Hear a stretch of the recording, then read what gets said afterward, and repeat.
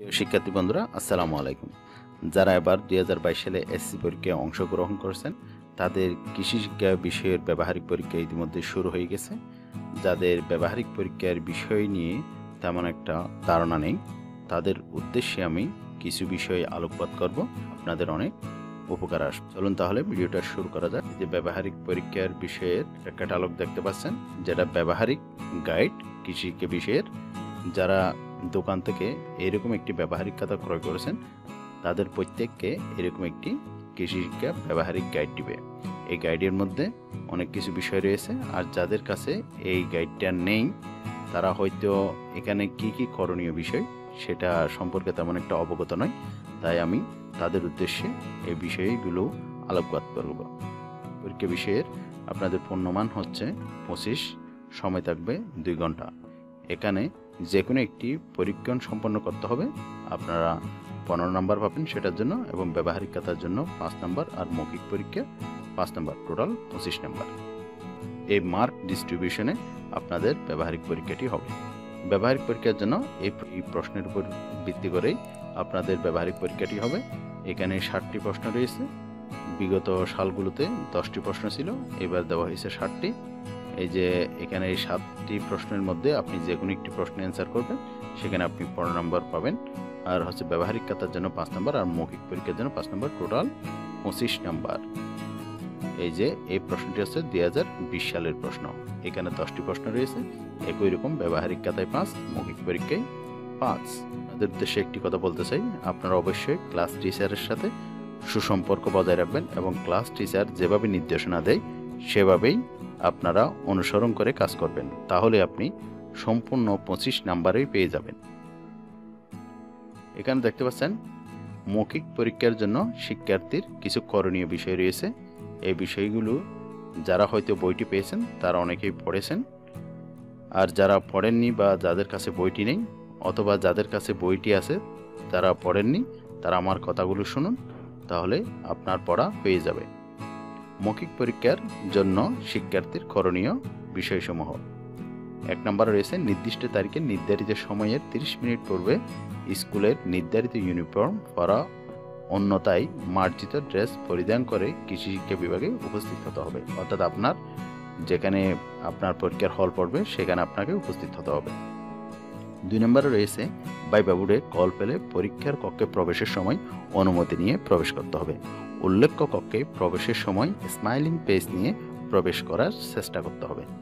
3 নম্বরে রয়েছে কক্ষে প্রবেশের পর শিক্ষক বসতে বললে বসতে হবে, অন্যথায় দাঁড়িয়ে থাকতে হবে। 4, পুরো সিলেবাস সম্পর্কে সাধারণ একটা ধারণা নিয়ে মৌখিক পরীক্ষার কক্ষে প্রবেশ করতে হবে। 5, কক্ষে প্রবেশের সময় নার্ভাস হওয়া অথবা ভয় পাওয়া চলবে না। কক্ষে নিজের উপর পূর্ণ নিয়ন্ত্রণ রাখতে হবে। 6, শিক্ষার্থীর নিজের পরিচয় যেমন নাম, পিতার নাম, মাতার নাম, পরীক্ষার রোল ও রেজিস্ট্রেশন নাম স্মরণ রাখতে হবে।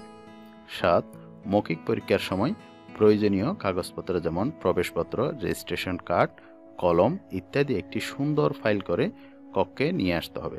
8, প্রশ্নের উত্তর সহজ ভাষায় ধীর স্থিরভাবে দিতে হবে।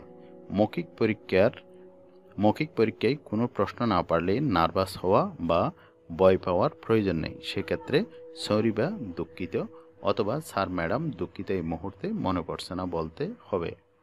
9, নিজের সাধ্যমতো ভুল ত্রুটি মুক্ত থেকে মার্জিত ব্যবহার করতে হবে। 10, মৌখিক পরীক্ষা শেষে ধন্যবাদ বা থ্যাংক ইউ বলে বিনয়ের সাথে অনুমতি নিয়ে কক্ষ ত্যাগ করতে হবে। দেখতে পাচ্ছেন ব্যবহারিক খাতার জন্য শিক্ষার্থীর কিছু করণীয় বিষয়। এগুলো অনুসরণ করে আশা করি সবাই খাতাটি প্রস্তুত করে ফেলেছেন। শিক্ষকের নির্দেশ অনুযায়ী প্রতিটি পরীক্ষণ নিজ হাতে খাতায় লিখতে হবে।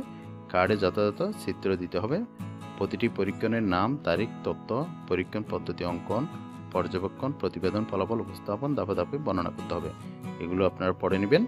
আলোচনা করব আপনার ব্যবহারিক পরীক্ষায় কী ধরনের প্রশ্ন হতে পারে। মৌখিক পরীক্ষার প্রশ্ন উত্তর: আপনার এখানে অধ্যায় বেস, এখানে 60টি অধ্যায় রয়েছে।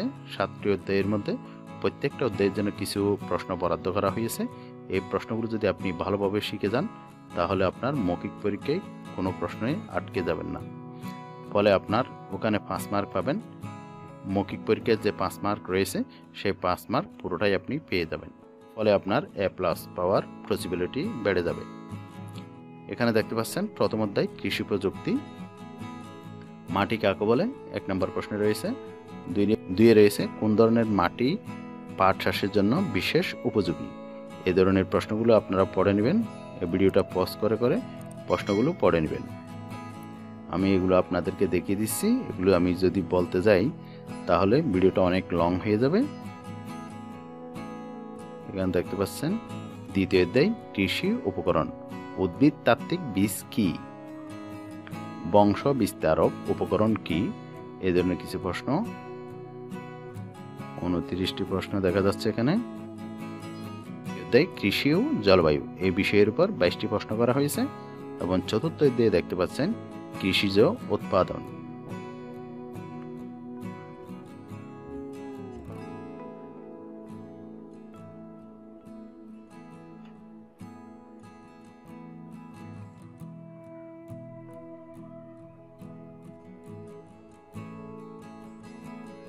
এই পৃষ্ঠায় এখানে 70টি প্রশ্ন দেখা যাচ্ছে।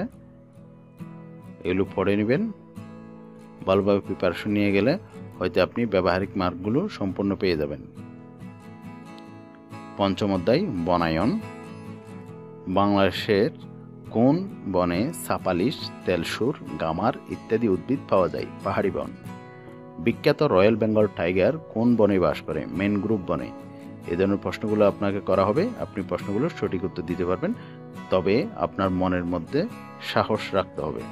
মনের মধ্যে যদি আপনি সাহস রাখতে পারেন তাহলে আপনি যে কোনো ধরনের প্রশ্ন পেশ করতে পারবেন। আর যদি সাহস হারিয়ে ফেলেন, জানা প্রশ্নও ভুলে যাবেন, তাহলে আপনি নার্ভাস হয়ে যাবেন। 6ষ্ঠ অধ্যায় কৃষি সমবায়। 7ম অধ্যায়ে রয়েছে পারিবারিক খামার।